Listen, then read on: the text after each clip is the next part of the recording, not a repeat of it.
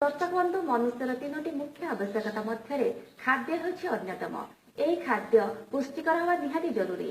तेबे हमको पुष्टिकर जातीय खाद्य माछ मांस अंडारू मिलता है। तेबे दर्शक बंधु आमको सठिक मूल्य एवं खाउटी मानक शुद्ध भाव में मांस चिकेन बा कुकुड़ा मांस मिलवा पाई आमर ओपेल फेड माध्यम चिकेन फ्रेश प्रतिष्ठा हेउछि सरकारଙ୍କର एक अभिनव उपाय। तेज दर्शक बंधु आपण मैंने ए विषय आमको सीधा सड़क प्रश्न पचारि पारे। आपण मान प्रश्नर उत्तर देवाई आज आम सहित उपस्थित अच्छा डॉक्टर प्रशांत कुमार विश्वाल एवं आम सहित अच्छा डॉक्टर सागरिका मिश्र। सर नमस्कार, मैडम नमस्कार। दर्शक बंधु आपण मैंने आमको प्रश्न पचारि आमर फोन नंबर दुईटी अच्छी। फोन नंबर दुईटी है 0674 2300 जहाँकि देययुक्त नंबर अटे एवं 1800 3456 जहाँकि देयमुक्त नंबर अटे। तेज दर्शक बंधु आपण मैंने विषय आमको सीधा सड़क प्रश्न पचारि पारे। आपण को अनुरोध जे प्रश्न पचारिबा समय आपनकर TV set rho volume कुटका। Madam नमस्कार, आपण मानक आम कार्यक्रम को स्वागत जनाउछि। तेज डॉक्टर विश्वाल आपण आम प्रथम जाना चाहबू जे ओपेल फेड कहले आम कौन बुझा एवं यार भूमिका कौन रही। ओपेल फेड होला हमर ओडिशा राज्य कुकुट और कुकुट द्रव्य तेज आम जो ओपेल फेड प्रतिष्ठा विषय आप कहले यार उद्देश्य मुख्य उद्देश्य सब कौन एवं आमर या द्वारा प्रतिष्ठा हवा द्वारा आमर चाषी भाई तथा खाउटी माने किभଳି भाବରେ लाभवान होइथांती। ए जो ओपेल फेड चिकेन सेटा हमर ओपेल फेड माध्यम से हम कर पाते चिकेन फेड प्रतिष्ठा करा जाय ताले खाउटी मानक मध्ये संतुष्टि करा जाउ चेति पाइले ना आमे डॉक्टर मिश्र आमे जेंति कुकुड़ा मानक विषय आलोचना करूचे तो कुकुड़ा मानक साधारणतः केउ रोग सब देखा जाय थाए विषय टिका हमको जणांतो। देखो कुकुड़ा मानक पड़ा को सब जीवाणु भूताणु जनित रोग प्रोटोजोआ जनित रोग एवं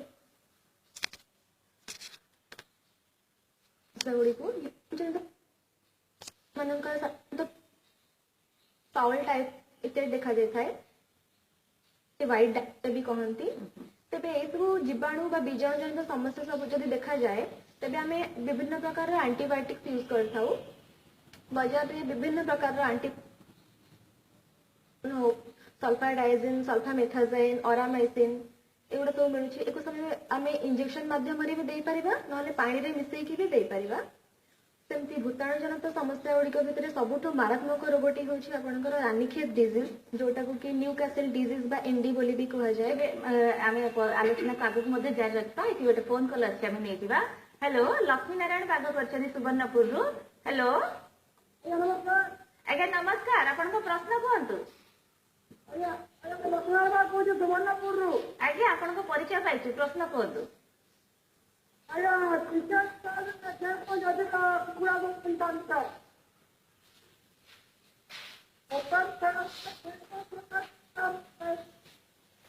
कौ प्रकार ओपेल फेड कौ प्रकार कुकुड़ा घरगणा कुकुड़ा चाष जो प्रजातिर कुकुड़ा मिलूची ता करंतु तार जदि बिक्री बाटर असुविधा रहिला ना अन्य समस्या देखादेला ताहले ओपेल फेड ताकू निराकरण करबा को चेष्टा करियो।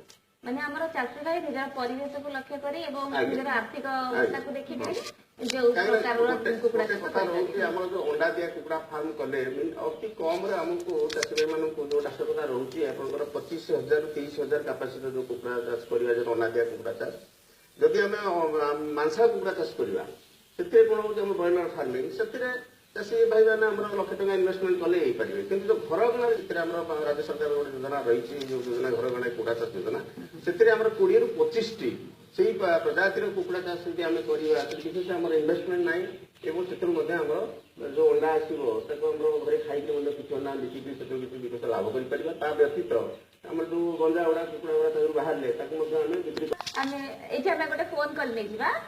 Hello hello hello Kendrapara phone की आशुतोष बाबू फोन कर। हेलो मैडम नमस्कार। आज्ञा नमस्कार, आपण प्रश्न कहतु।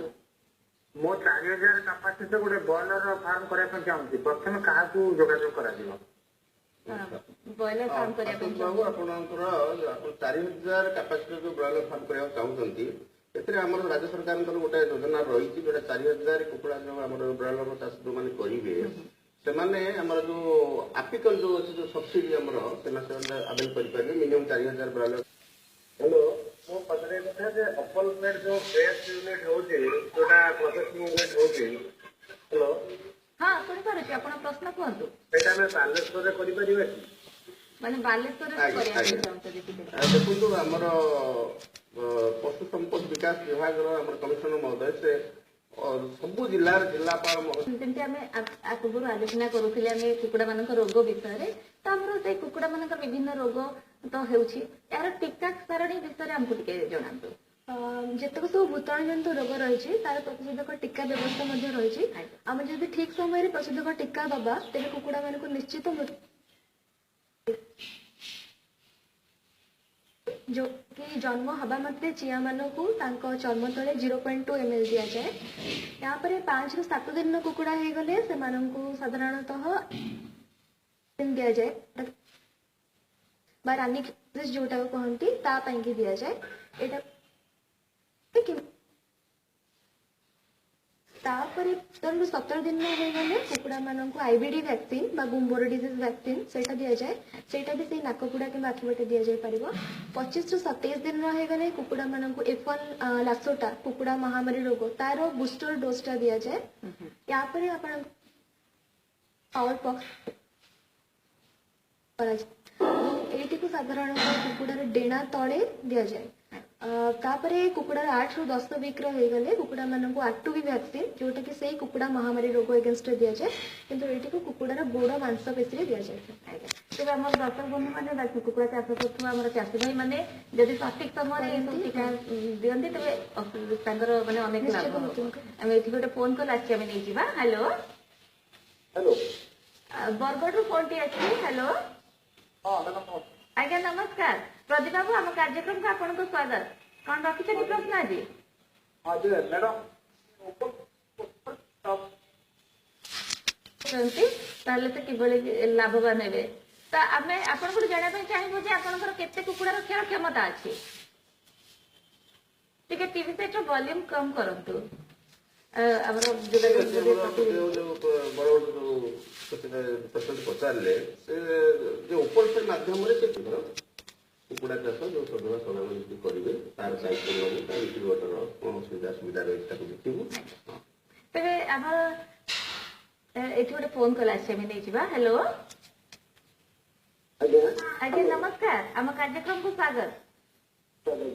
ନମସ୍କାର ଆଜ୍ଞା। ଆଜ୍ଞା ନମସ୍କାର, ପ୍ରଶ୍ନ କୁହନ୍ତୁ। ଆଜ୍ଞା ମୋର ପ୍ରଶ୍ନ ଥିଲା ମୁଁ କୁକୁଡ଼ା ଫାର୍ମ କରିବାକୁ ଚାହୁଁଛି, ତା ସହିତ ଯୋଗ ରାଜ୍ୟ ସରକାରଙ୍କର ବର୍ତ୍ତମାନ 30ଟା ଜିଲ୍ଲାରେ 43ଟା ଜାଗାରେ ବର୍ତ୍ତମାନ ଆମର ସରକାରୀ ହାଚେରୀ ଯୋଉଠି ଅଣ୍ଡା ହାଚିଂ ବସାଯାଏ ଏବଂ ସେଥିରୁ ଚିଆଁ ବାହାରିବ। ବିଶେଷ କରି ଏଇ ଯୋଉ ବନରାଜା ଭେରାଇଟିର ଯୋଉ କୁକୁଡ଼ା ଚିଆଁ ପାଇଁ ସରକାରଙ୍କର ବିଶେଷ ପ୍ରୟାସ ରହିଛି ଏବଂ ତା ଦେହରୁ ଆମର 30 ନା 35ଟି ହାଚେରୀ କାର୍ଯ୍ୟକ୍ରମ ହେଲାଣି। ଭଦ୍ରକରେ ବୋଧହୁଏ କାର୍ଯ୍ୟକ୍ରମ ହେଇଯାଇଛି ଏବଂ ବାଲେଶ୍ୱରରେ ମଧ୍ୟ ଭଦ୍ରକ ତାଙ୍କ ସହିତ ଯୋଗାଯୋଗ କଲେ ତାଙ୍କ ବ୍ୟବସ୍ଥା ରହିଛି କି? ଆଜ୍ଞା ଡକ୍ଟର ମିଶ୍ର, ମାନେ ବନରାଜ କୁକୁଡ଼ାଙ୍କର ମାନେ ବାର୍ଡ ଫ୍ଲୁ ନ ହେବା ପାଇଁ କଣ ପ୍ରତିଷେଧକ ବ୍ୟବସ୍ଥା ବିଷୟରେ ଜାଣିବା ପାଇଁ ଚାହୁଁଛନ୍ତି? ହଁ, ବାର୍ଡ ଫ୍ଲୁ ଭ୍ୟାକ୍ସିନ ବି ରହିଛି। ତେବେ ଯଦି ବାର୍ଡ ଫ୍ଲୁ ହେଇଯାଇଛି ତେବେ ସବୁ ମାନେ ଭ୍ୟାକ୍ସିନ ଏତେ କରିପାରୁନାହିଁ। ଯଦି ବାର୍ଡ ଫ୍ଲୁ ହୁଏ ସେଇ ଯୋଉ ଅନ୍ୟାନ୍ୟ ଗୋଟେ ଜନିତ ରୋଗ ଆସୁଛି ୟା ଭିତରେ ଆଣ୍ଟିବଡି କରିବାକୁ ପଡିବ। ସଠିକ ସମୟରେ କୋଉ ଟୀକାକରଣ ହେଇନାହିଁ, ସେଇଥିରେ ଆମର ବର୍ତ୍ତମାନ ଚାଲିଛି ରିସର୍ଚ୍ଚ ଚାଲିଛି, ତାପରେ ଯଦି ସଫଳ ହେଇପାରିବ। ତେବେ ଡକ୍ଟର ମିଶ୍ର, ଆମେ ତ ଅନେକ କଥା ଜାଣିଲେ କୁକୁଡ଼ା ପାଳନ ବିଷୟରେ ଏବଂ ଟୀକାକରଣ ବିଷୟରେ। ଆମର ଖାଉଟି ମାନଙ୍କ ପାଖରେ ଏଇ କୁକୁଡ଼ା ମାଂସ କଣ କଣ ସବୁ ବ୍ୟବସ୍ଥା ରହିଛି? ଭୁବନେଶ୍ୱର ମହାନଗର ନିଗମ ଅଞ୍ଚଳରେ ଏହି ବର୍ତ୍ତମାନ ଏହି ସୁବିଧାଟି ଖାଉଟି ମାନଙ୍କ ପାଇଁ କରାଯାଇଛି। ଏଥିରେ ଖାଉଟି ମାନେ ଉପରଫେଡର www.chicken କରିପାରିବେ ଏବଂ ତାପରେ ସେମାନେ ସେମାନଙ୍କର କୁକୁଡ଼ା ମାଂସ କିମ୍ବା ଅନଲାଇନ ପେମେଣ୍ଟ ସେମାନଙ୍କୁ କରିବାକୁ ପଡିବ। ଏହାପରେ ଉପରଫେଡର ମାର୍କେଟିଂ ସଂସ୍ଥାରେ ଯୋଉ ଲୋକମାନେ ଅଛନ୍ତି ସେମାନେ ଖାଉଟି ବରାଦ ମୁତାବକ ପହଞ୍ଚେଇବାର ବ୍ୟବସ୍ଥା ଗୋଟି ମାନଙ୍କ ପାଇଁ ଗୋଟେ ଖୁସି ଖବର ଯେ ଅନଲାଇନରେ ସେମାନେ ନିଜର ମାନେ ଅର୍ଡର କରିକି ପହଞ୍ଚି ପାରିବ ତାଙ୍କ ପାଖରେ ଏବଂ ପେମେଣ୍ଟ ମଧ୍ୟ ଆମର ଅନଲାଇନରେ ସେମାନେ କରିପାରୁଛନ୍ତି ନିହାତି ଭାବରେ। ଆଜି ଦିନରେ ଆମର ପ୍ରାୟ ଦୈନିକ 5 ରୁ 10ଟି ଅନଲାଇନ ଅର୍ଡର ଆମେ ପାଉଛୁ। ଆଜ୍ଞା ବୁଝିଲେ କି ଧରନ୍ତୁ ତମେ ପଟିଆରେ ମଧ୍ୟ ଅର୍ଡର କଲେ ଆମର ଯାଇ ଘଣ୍ଟା 2 ଘଣ୍ଟା ଭିତରେ ତାଙ୍କୁ ପଚାରିକିରି କେତେ ସମୟ ପହଞ୍ଚିବ। ଦେଖନ୍ତୁ କୁକୁଡ଼ା ଚାଷୀ ସେ ମାତ୍ରା କୁକୁଡ଼ା ବା ଅଣ୍ଡା ଉତ୍ପାଦନ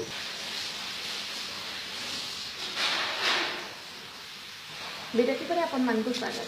ତ ଡକ୍ଟର ମିଶ୍ର ଆମର ଏ ଯୋଉ ସରକାରଙ୍କ ତରଫରୁ ଏ ଯୋଉ ଚିକେନ ଫ୍ରେସ୍ ପ୍ରତିଷ୍ଠା ପାଇଁ ଆଗାମୀ ଦିନରେ କଣ କଣ ସବୁ ବ୍ୟବସ୍ଥା ସବୁ ରହିଛି? ଓପନ ଫ୍ରେସ୍ ଓ ସବୁ ଅଲଗା ଜିଲ୍ଲାରେ ବି ଗୋଟେ ଗୋଟେ ଚିକେନ ଫ୍ରେସ୍ ଖୋଲାଯିବାର ବ୍ୟବସ୍ଥା ବର୍ତ୍ତମାନ ରାଜ୍ୟ ସରକାରଙ୍କ ଆକ୍ଟିଭେରେ ଆମର ଯୋଉ ରାଷ୍ଟ୍ରୀୟ କୃଷି ବିକାଶ ଯୋଜନା 53ଟା ଆମର ରହିଛି ଅନୁମୋଦନ ଲାଭ କରିଛି ତାକୁ ସ୍ତରରେ ସେଟା ହବ ଆଉ ଆଗାମୀ ଯୋଉ ବଜେଟ୍ କରାଯିବାର ସେମାନେ ରହିଛି।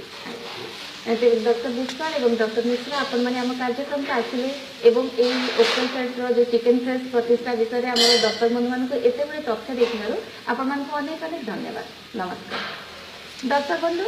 ଆଜିର କାର୍ଯ୍ୟକ୍ରମ